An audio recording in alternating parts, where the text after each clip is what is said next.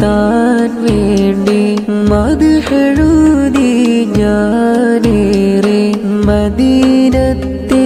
മണൽ തരി കൊതിച്ചുകൊണ്ട് കൊതിച്ചെഴുതിയ മദ്ഹുമായി ഞാനെത്തും മദീനത്ത്